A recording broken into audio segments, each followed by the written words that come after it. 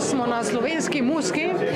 Povej mi, kateram pesem pa ti misliš, da bi Lado ta najbolje opisala? Kjera pesem? Ne vem, od Fehtarjev, Šaci, ne vem zakaj, ampak pač ker jih ima gor, verjetno. Zdaj sem mi pa dobila. Toliko slovenskih pesmi lahko piše Lado Bizovičarja, ker ima to sposobnost, da se lahko pošali prav iz vseh. Tako da ne vem, če bi ti lahko dal točen odgovor. Ne vem, želim si na Jamajko. Zdaj si me pa našla. To bi morala mojega Klemna vprašati, da bi ti strelil tako. Jaz... Ringaraja.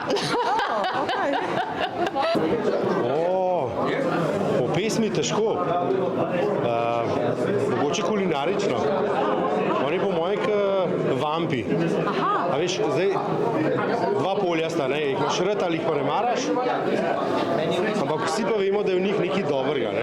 Tako da jaz bi ga mogoče v tej kulinarični luči opisal nekako. Kar se tiče pa muske, pa nisem toliko domač, tako da to prepuščam v bistvu pravzaprav strokovnjakom. Vse pa rad prepustim, tako da kom čakam, kaj bo.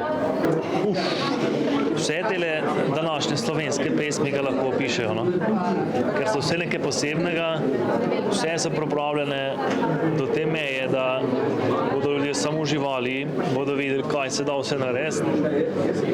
Vsa besedila, ki jih je Lado sestavil, nova, na neke slovenske podlage, vrhunc. Njega?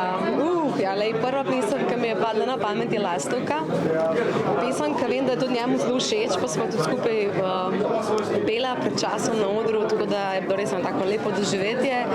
Pa sem tudi jaz v bistvu, glede na to, da je Lado predlagal to pesem, če so in take drugačne luči spoznala, oziroma sem se poglobila v to pesem in mi je res zelo pri srcu in mislim, da tudi njemu. In s to pesmijo bi ga lahko tudi opisala.